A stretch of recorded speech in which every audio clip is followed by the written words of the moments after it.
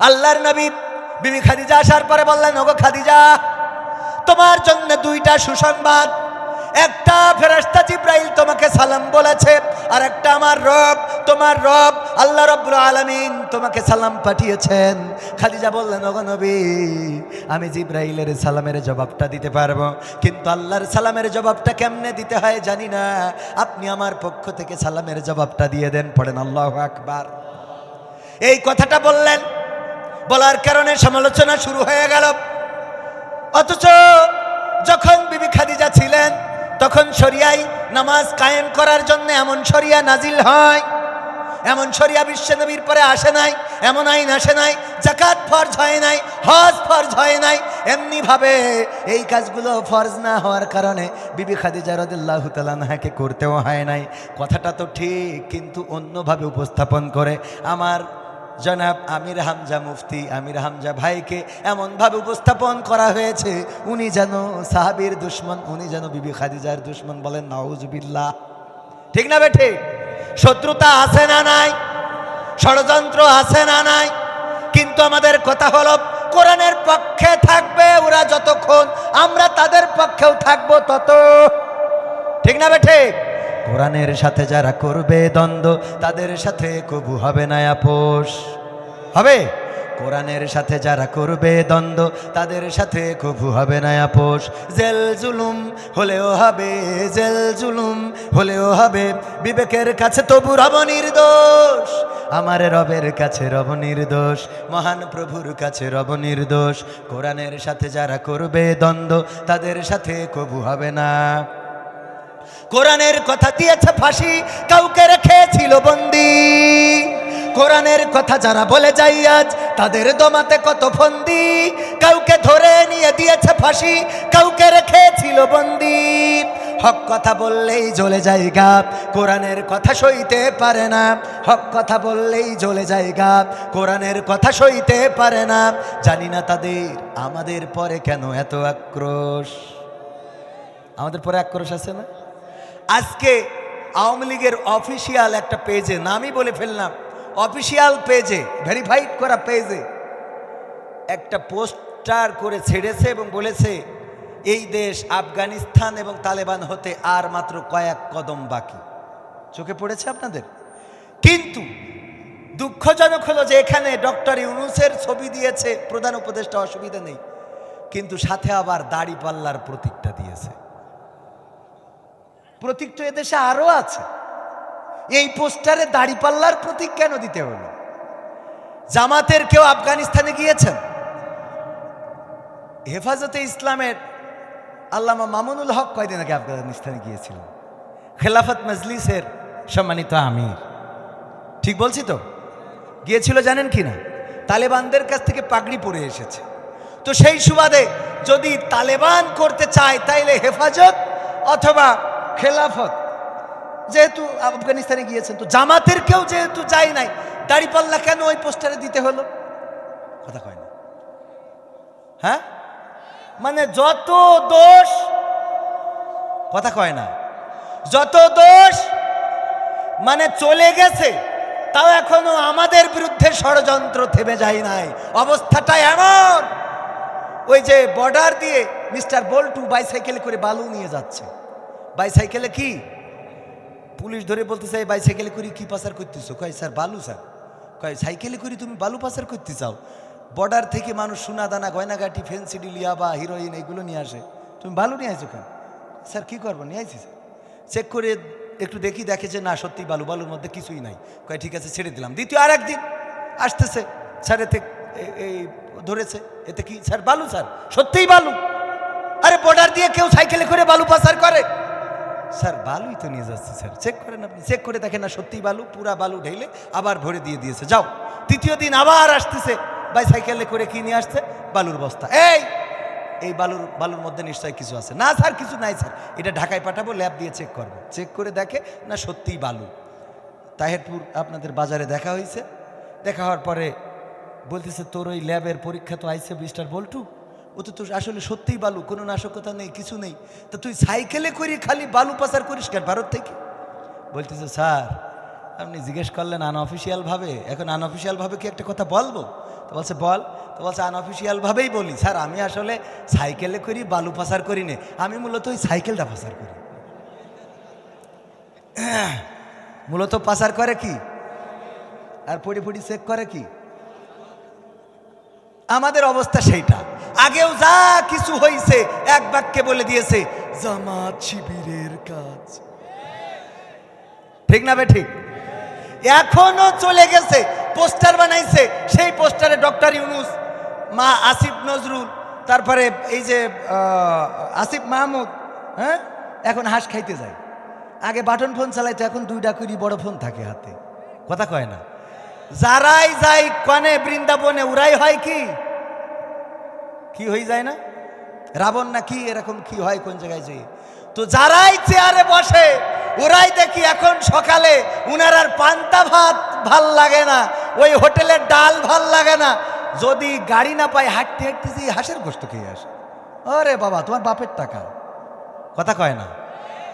এইগুলো সরিয়ে ইসলামী শক্তিকে ক্ষমতায় বসানো দরকার। এই জন্যে কারণ আমাদের মুহতারাম আমির ঘোষণা দিয়েছেন, আমাদের সরকার, আমাদের এমপি মন্ত্রীরা যদি সরকার গঠন করে, আমাদের দল যদি রাষ্ট্র ক্ষমতায় আসে, আমরা ট্যাক্স বিহীন গাড়িটাও চালাবো না। সম্পদ কমবে ছাড়া বাড়বে না, সম্পদ কমবে ছাড়া বাড়বে না। এটাই ছিল রাসূলের আদর্শ। আল্লাহর রাসূল সাল্লাল্লাহু আলাইহি সাল্লাম যখন খাদিজা রাদিয়াল্লাহু তাআলা আনহাকে বিবাহ করলেন, মক্কাবাসী বলল দেখো খাদিজা এত ধনী, এত কোটিপতি, এত টাকার মালিক, এত ব্যবসা বাণিজ্য তার, কোথায় নাই, সব জায়গায় সম্পদ, অথচ সেই মানুষটা তার আন্ডারে চাকরি নিয়েছিল এমন মুহাম্মদ, এতিম মুহাম্মদকে বিয়ে করলো, এটা কি তার সাথে সামঞ্জস্যতা থাকলো নাকি? এই কথা শোনার পরে খাদিজা রাদিয়াল্লাহু তাআলা আনহা ডাক দিলেন, মক্কাবাসীদেরকে দাওয়াত করলেন, অনেক বড় অনুষ্ঠান করে সবাইকে দাওয়াত খাওয়ালেন এবং স্টাম্প লিখলেন। সেই স্টাম্পে লিখলেন আমার যত সম্পদ আছে সব সম্পদের মালিক আমি আমার স্বামী মুহাম্মদ বিন আব্দুল্লাহকে করে দিলাম। এই কথা লিখে যখন স্বাক্ষর করেছে, মক্কাবাসীকে বলল গো মক্কাবাসী, সবাইকে তো দাওয়াত করেছি, এই যে দেখো স্টাম্প করেছি, দলিল করেছি, আমার সমস্ত সম্পদ আমি মুহাম্মদকে লিখে দিয়েছি, এখন তোমরা সাক্ষী থেকে যাও। তোমাদের সামনে আমি বলতেছি, যেহেতু সব লিখে দেওয়া শেষ, এখন আমি নিঃস্ব অসহায়, আমি একটু মুহাম্মাদের কদমের কাছে আশ্রয় চাই, তিনি যদি দয়া করে আমাকে তার কদমের কাছে আশ্রয় দেয়, তাইলে আমি তার স্ত্রী হিসেবে বাকি জীবনটা পার করে দিতে চাই। আল্লাহর নবী এই সম্পদ পাওয়ার পরে আল্লাহর নবী ব্যবসা করে আরো কোটি কোটি টাকা অর্জন করেছেন, কথা কয় না। তা করেন নাই, বরং মক্কায় যখন দুর্ভিক্ষ এসেছে, যখন অসহায়ত্ব এসেছে, তখন ওই সম্পদগুলো দুই হাত দিয়ে বিলিয়েছেন, এতটাই বিলিয়েছেন। আম্মা আয়েশা রাদিয়াল্লাহু তাআলা আনহা বলেন, মাঝে মাঝে আমরা যখন বাড়িতে গোশত রান্না করতাম, নবী মুহাম্মদ সাল্লাল্লাহু আলাইহি সাল্লাম বলতেন বাটিতে একটু গোশত ভরে দাও, বাটিতে গোশত দিতাম। তারপরে মদিনার অলিতে গলিতে ঘুরতেন আর বলতেন খাদিজার কোনো সাথী বেঁচে আছো নাকি, যাকে একটু আপ্যায়ন করতে চায়। আমরা জিজ্ঞাসা করতাম, ওগো নবী, খাদিজার বান্ধবীদের এখনো কেন আপনি খুঁজে ফেরেন? আল্লাহর নবী বলতো, ওগো আয়েশা শুনে নাও, খাদিজার এত সম্পদ ছিল যে তিনি মক্কার ধনী ছিলেন, সেই সম্পদ আমার সাথে বিবাহ করার পরে সব লিখে দিলেন, আর আমি সেটা মানবতার কল্যাণে সব খরচ করেছি। খরচ করার পরে এমন দিন গিয়েছে, দিনের পরে দিন আমরা না খেয়ে থেকেছি, 3 দিন পর্যন্ত চুলা জ্বলে নাই, কিন্তু কোনোদিন খাদিজা অভিযোগ করে নাই, ওগো আমার স্বামী, ওগো নবী, আমি এত সম্পদ আপনার পায়ের কাছে দিয়েছিলাম, একটাও আপনি রাখেন নাই, সব দান করে দিয়েছেন, আজকে আমাদের না খেয়ে থাকা লাগে, এমন কোনো অভিযোগ বিবি খাদিজা করে নাই। সম্পদ কমেছে না বেড়েছে? সম্পদ কমেছে। খুরমা বের করলেন আব্দুল আজিজ, ওমর বিন আব্দুল আজিজ, খুরমা বের করার পরে সন্তান যে আমার কাছে নালিশ করলো, গো মা, আমার পিতা আমার সাথে এমন আচরণ করেছে। বাড়িতে যখন ফিরলেন, স্ত্রী বলছে তোমার রাষ্ট্র ক্ষমতায় থাকার দরকার নেই, তুমি এমন আমির হয়ে লাভ কি, প্রেসিডেন্ট হয়ে লাভ কি, তুমি আমিরুল মুমিনিন হয়ে লাভ কি? সন্তান একটা খুরমা মুখে ভরেছে আর সেটা তুমি আঙুল বাঁকা করে বের করে নিয়ে এসেছো, এমন পিতা হওয়ার থেকে না হওয়া তো ভালো ছিল। সন্তান জন্ম দেওয়ার দরকারটা কি ছিল? ওমর বিন আব্দুল আজিজ উত্তর দিলেন, ওগো স্ত্রী, আমার সন্তান আজকে যে খুরমাটা মুখে ভরেছে ওই খুরমাটা আমার না, ওই খুরমাটা রাষ্ট্রীয় কোষাগারের সম্পদ। ওই খুরমাটা খাওয়ার ক্ষমতা আমার সন্তানেরও নাই, আমারও নাই। ওই একটা খুরমা যদি আমার সন্তান খেয়ে ফেলতো, বিচারের কাঠগড়ায় আমাকে দাঁড়িয়ে কৈফিয়ত দিতে হতো। সেই মানুষ তৈরি করে ইসলাম, সেই মানুষ তৈরি করে কোরআন, সেই মানুষ, সেই আদর্শের মানুষ তৈরি হয় নবীর সাহাবীদের আদর্শে আদর্শিত যারা, সেই আদর্শের মানুষ ছিলেন আবু সাইদ মোহাম্মদ শাহাদাত হুসাইন সহ আরও যারা নির্বাচিত হয়েছিলেন। 2টা মন্ত্রণালয় 3টা মন্ত্রণালয় চালিয়েছেন 2 জন মন্ত্রী। দূরবীন দিয়ে খোঁজ করে একটা দুর্নীতি প্রমাণ করতে কি পেরেছে? অনেক মামলা দিয়েছে, মিথ্যা মামলা, কিন্তু দুর্নীতির নামে মিথ্যা মামলাটাও দিতে সাহস করে নাই। ঠিক না বেঠে? দুর্নীতির নামে মিথ্যা মামলা দিতে পারে নাই। কত মামলা দিয়েছে আল্লামা দেলওয়ার হুসাইন সাইদি, কলিজার টুকরা, কোরআনের পাখি, যার সুর আজও কণ্ঠে ভাসে। ওগো আমার ভাইয়েরা, এই মানুষটা 13টা বছর কারাগারে থাকলো, 2 বার সংসদ সদস্য নির্বাচিত হয়েছেন। তাকে মামলা দিয়েছে মানবতা বিরোধী, তাকে মামলা দিয়েছে লুণ্ঠনকারী, তাকে মামলা দিয়েছে ধর্ষণকারী, তাকে মামলা দিয়েছে নানানভাবে নানান কিছু। কিন্তু সংসদীয় আসনের সংসদ সদস্য একটা দুর্নীতির মামলা দেওয়ার মতো ক্ষমতা তাদের সেই সময়ও হয় নাই। এমন মানুষকে রাষ্ট্র ক্ষমতায় আনার দরকার আছে না নাই? এই মানুষটা যদি বিএনপি তৈরি করে তাইলে আমরা সেই বিএনপির পক্ষের লোক। এই মানুষটা যদি আওয়ামী লীগ তৈরি করে আমরা আওয়ামী লীগের পক্ষের লোক। এই মানুষটা যদি জাসদ বাসদ হেফাজত তারা তৈরি করে আমরা তাদের পক্ষের লোক। আর এই মানুষের বিপক্ষে যদি দাঁড়িয়ে যায় জামাত ইসলাম, তাইলে সেই জামাতের বিরুদ্ধে স্লোগান দেওয়া লোক আমরা। ঠিক না বেঠে? ভাইয়েরা আমার, অল্প সময় আর বাকি আছে, আর কয়েকটা মিনিট আপনাদের কাছ থেকে চেয়ে নেব। যে আয়াতে কারিমা তেলাওয়াত করেছি সূরা ফজর 27, 28, 29, 30 আয়াতটা প্রায় সবার মুখস্থ যখন নাজিল হচ্ছিল, তখন আবু বকর রাদিয়াল্লাহু তাআলা আনহু বললেন, ওগো নবী, এত সুন্দর কথা আল্লাহ বলেছেন, এত চমৎকার কথা, এই কথাগুলো কার জন্য বললেন, কিসের জন্য বললেন? কথাগুলো কি? আল্লাহ ডাক দিয়ে বলছেন, হে প্রশান্ত আত্মা, তুমি ফিরে আসো তোমার রবের দিকে। কার দিকে? কার দিকে? রবের দিকে ফিরে আসো প্রশান্ত চিত্তে, রবের দিকে ফিরে আসো সন্তুষ্ট চিত্তে এবং সন্তোষ ভাজন হয়ে। তার মানে যেই রবের দিকে ফিরে আসতে বলছি সেই রব তোমার উপরে সন্তুষ্ট এবং তুমিও সেই রবের উপরে সন্তুষ্ট ভাবেই চলে আসো আর দাখিল হয়ে যাও আমার বান্দাদের কাতারে, আর প্রবেশ করো জান্নাতে। পড়েন সুবহানাল্লাহ। আল্লাহর নবীকে প্রশ্ন করলেন, ওগো নবী, এই চমৎকার কথাগুলো কাদেরকে বলা হবে? আল্লাহর নবী বললেন, ওগো আবু বকর, শুনে নাও, এই কথাগুলো তোমার মৃত্যুর সময় আল্লাহ রাব্বুল আলামিন তোমাকে ডাক দিয়ে বলবেন। সুবহানাল্লাহ বলবেন। আল্লাহ ডাক দিয়ে বলবেন, ওগো বান্দা, ফিরে আসো, ওগো প্রশান্ত আত্মা, ফিরে আসো তোমার রবের দিকে সন্তুষ্ট চিত্তে এবং সন্তোষ ভাজন হয়ে দাখিল হয়ে যাও আমার বান্দাদের কাতারে আর প্রবেশ করো জান্নাতে। মৃত্যুর সময় যদি কাউকে এই 4টা আয়াত আল্লাহ রাব্বুল আলামিন শোনায়, এর চেয়ে ভাগ্যবান দুনিয়ার পরে আর কেউ কি থাকতে পারে? আর কেউ থাকতে পারে? এই ভাগ্য আমাদের দরকার আছে না নাই? এই ভাগ্য কারা কারা চান? হাত দেখতে চাই। লিল্লাহি তাকবীর।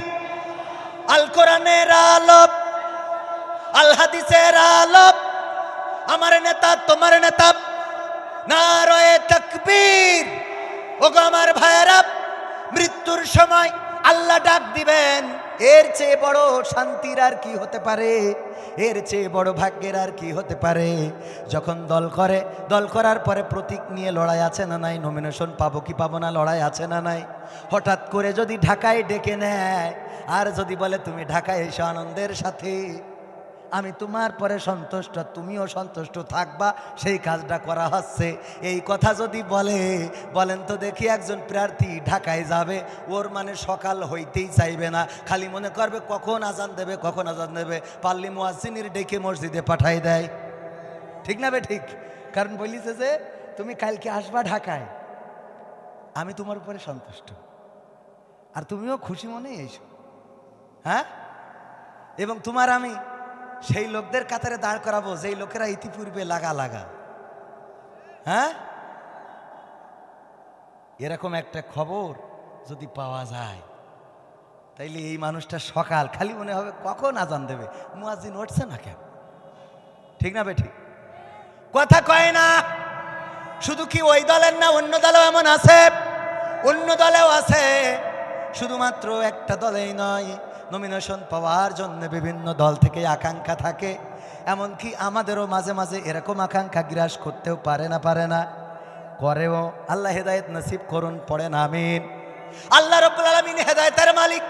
এমন আকাঙ্ক্ষা রাখা যাবে না, বরং আমাদের দলের নেতৃত্বের এমন নিয়ম, যদি কেউ নির্বাচিত হয় তাইলে তার চোখের জলে দাড়িগুলো ভিজে টপ টপ করে পড়ে। বলেন ঠিক কিনা? ওমর রাদিয়াল্লাহু তাআলা আনহু খলিফা নির্বাচিত হলেন। আবু বকর রাদিয়াল্লাহু তাআলা আনহু 2 বছর 2 মাস রাষ্ট্র শাসন করার পরে বুঝতে পারলেন আমার যাওয়ার সময় হয়ে এসেছে, আমার নবী চলে গিয়েছেন, আমারও যেতে হবে। উনি বুঝে ফেললেন আমার যাওয়ার সময় হয়ে গেছে। উনি বুঝলেন যে এই রাষ্ট্র কার কাছে দিয়ে দেওয়া যায়, কাকে দিলে জনগণ মেনে নেবে। জনগণদেরকে ডাকলেন, জনগণেরা জড়ো হয়ে গেল আবু বকর রাদিয়াল্লাহু তাআলা আনহুর গেটের সামনে। আবু বকর রাদিয়াল্লাহু তাআলা আনহু বললেন, ওগো মদিনাবাসী, আল্লাহর আমানত এতদিন আমার উপরে ছিল। বিশ্বনবী ইন্তেকালের পরে 2টা বছর 2 মাস আমি রাষ্ট্র চালালাম। এখন আমার যাওয়ার সময় হয়ে এসেছে। আমি মনে করি আমার পরে ওমর রাদিয়াল্লাহু তাআলা আনহু এই রাষ্ট্রের সবচেয়ে সর্বোত্তম ব্যক্তি, বা তিনি সক্ষম ব্যক্তি যিনি এই রাষ্ট্রের নেতৃত্ব দিতে পারবেন। সাহাবীরা সবাই দাঁড়ানো, মুহাজির সাহাবী, আনসার সাহাবী, সব 2 দলের সাহাবী সবাই এক বাক্যে মেনে নিলেন, যোগ্য নেতা, যোগ্য নেতৃত্ব আপনি বাছাই করেছেন, আমরা তার হাতে বায়াত নিতে কোনো আপত্তি নাই। ওমর রাদিয়াল্লাহু তাআলা আনহুকে বললেন, ওগো ওমর, আমি তোমাকেই দায়িত্ব দিচ্ছি, আমি নির্বাচিত করলাম তোমাকে এই রাষ্ট্র চালানোর জন্যে। ওমর রাদিয়াল্লাহু তাআলা আনহু দায়িত্বটা মাথার উপরে নিয়ে নিলেন, কাদের উপরে নিয়ে ভাষণ দিলেন। প্রথম ভাষণেই বললেন, ওগো আমার জনগণ, তোমাদের কাছে আমার প্রথম বক্তৃতা হলো, রাষ্ট্রীয় সম্পদ এগুলো তোমাদের অধিকার, রাষ্ট্রীয় সম্পদ এগুলো জনগণের অধিকার। এই অধিকারটা তোমরা আমার কাছ থেকে বুঝে নেবে। আমি যদি বুঝে দিতে কার্পণ্যবোধ করি তাইলে তোমরা আমার কাছ থেকে বুঝে নেবে। আমার দ্বিতীয় বক্তব্য হলো, আমি যদি ভুল পথে পরিচালিত হই, আমি যদি কখনো তোমাদের খেদমত করা বাদ দিয়ে ভুল পথে আমার রাস্তা চালাই, তাহলে তোমরা আমাকে পথ দেখিয়ে দেবে। ওমর রাদিয়াল্লাহু তাআলা আনহুর ওই সামনে থেকে যত জনগণ ছিল তাদের মধ্য থেকে একজন নাঙ্গা তরবারি উঁচু করে বলল, ওগো ওমর, সিদ্ধান্ত নিলাম আপনি যদি ভুল পথে চলে যান এই তরবারি দিয়ে আপনার পথটা দেখিয়ে দেব। ওমর রাদিয়াল্লাহু তাআলা আনহু রাগ করলেন না, তিনি রাগ না করে বললেন, আমি সত্যিই খুশি হয়েছি যে আমার এই সমাজে এমন মানুষ রয়েছে, আমার এই রাজ্যে এমন জনগণ রয়েছে যারা আমার ভুল হলে তারা তাদের তরবারি দিয়ে আমার রাস্তাটা দেখিয়ে দেবে। এমন নেতৃত্ব গড়ার দরকার আছে না নাই? ওগো আমার ভাইয়েরা, আল্লাহ যদি সালাম বলেন, আল্লাহ রাব্বুল আলামিন যদি বলেন, হে প্রশান্ত আত্মা ফিরে আসো তোমার রবের দিকে খুশি মনে, এবং আমিও তোমার উপরে খুশি, আর আমার বান্দাদের কাতারে দাখিল হও, জান্নাতে প্রবেশ করো। মৃত্যুর সময় এই কথাটা যদি আমরা শুনতে পারি তাইলে মনের মধ্যে হবে, আল্লাহ যত তাড়াতাড়ি পারো আমারে নিয়ে যাও। ঠিক না বেঠিক? আব্দুল কাদের জিলানী রাহিমাহুল্লাহ মাঝে মাঝে চিৎকার করে বলতেন, ওগো রব, তুমি যদি আমাকে জান্নাতে দাও আর আমার সাথে কথা না বলো, আমার পরে যদি না খোঁজ থাকো, যদি আমার খোঁজ খবর না নাও, তাইলে ওই জান্নাত তোমার কাছে আমি চাইব না। ওগো রব, তুমি যদি আমার জাহান্নামে দাও আর যদি আমার উপরে খুশি হয়ে বলো, ওগো আব্দুল কাদের, তোমার দিন কেমন কাটছে, জাহান্নামে কেমন আছো, যদি এই খবরটা তুমি আমার নাও, তাইলে খবর না নেওয়া জান্নাতের চেয়ে খবর নেওয়া জাহান্নামী আমি বাছাই করে নেব। আল্লাহর সন্তুষ্ট চাইব, কার সন্তুষ্ট? এইগুলো হলো নফসে মুতমাইন্না, প্রশান্ত আত্মা। সব কিছুর উপরে স্থান দিয়েছেন কাকে? যদি আপনার নফসে মুতমাইন্না হতে হয়, যদি আল্লাহর সন্তুষ্টি যদি পেতে হয়, যদি আল্লাহ আপনার উপরে সন্তুষ্ট থাকবে এটা চান, তাহলে প্রথম কাজ হলো আপনাকে ঘোষণা দিতে হবে, ইন্না সলাতি ওয়া নুসুকি ওয়া মাহিয়ায়া ওয়া মামাতি লিল্লাহি রাব্বিল আলামিন। আপনাকে বলতে হবে, ওগো রব, নিশ্চয় আমার সালাত, আমার কুরবানি, আমার জীবন, আমার মরণ সব কার জন্যে? কার জন্যে? আল্লাহর জন্যে। এই ঘোষণাটা দিতে হবে। আল্লাহর জন্য নিবেদিত প্রাণ যারা ছিলেন, আল্লাহর নবীগণ, আদম আলাইহিসসালাম যখন আল্লাহর বিরাগ ভাজন হয়ে গেলেন, জান্নাত থেকে বের করে দিয়ে দুনিয়ায় পাঠিয়ে দেয়া হলো। এটার পরে হযরত আদম আলাইহিসসালাম বললেন, আল্লাহ, যেহেতু জান্নাতে ছিলাম, বের করে দিছাও, আর আমি তোমার ইবাদত করব না। বলেছেন এই কথা?